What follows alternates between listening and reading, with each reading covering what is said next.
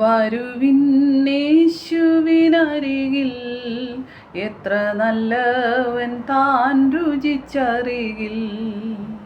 വരുവിന്നേശുവിനരികിൽ എത്ര നല്ലവൻ താൻ രുചിച്ചറികിൽ.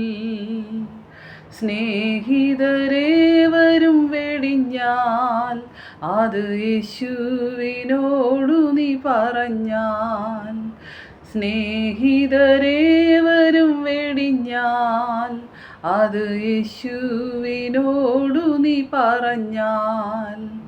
സ്നേഹിതരില്ലാ കുരിശിൽ പെട്ട പാടുകളെഴും തൻ കരത്തിൽ നന്നായി നടത്തും മരണം വരെയും.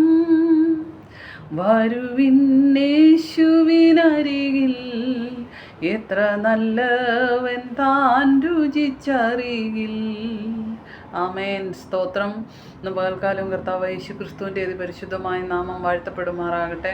ഇന്ന് പകൽ എനിക്ക് നിങ്ങളോട് പറയുവാനുള്ളത് വെളിപ്പാട് പുസ്തകം 3-ാം അധ്യായം അതിൻ്റെ 20-ാമത്തെ വാക്യമാണ്. അവിടെ കർത്താവ് യേശുക്രിസ്തു പറയുന്നു, ഞാൻ വാതിൽക്കൽ നിന്ന് മുട്ടുന്നു.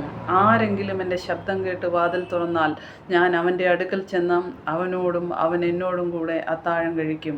ആമേൻ. സ്തോത്രം.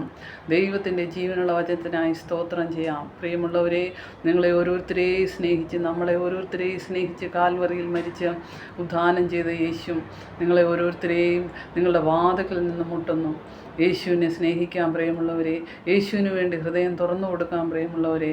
അങ്ങനെയെങ്കിൽ നമ്മുടെ ജീവിതം സന്തോഷമുള്ളതായിത്തീരും, സമാധാനമുള്ളതായിത്തീരും, ഐശ്വര്യമുള്ളതായിത്തീരും. അതിന് നിങ്ങൾക്കെല്ലാവർക്കും സാധിക്കട്ടെ എന്ന് ഞാൻ ആഗ്രഹിക്കുന്നു, പ്രാർത്ഥിക്കുന്നു. യേശുവിൻ്റെ നാമത്തിൽ എല്ലാവരെയും ഐശ്വര്യമായി അനുഗ്രഹിക്കുന്നു. ആമേൻ.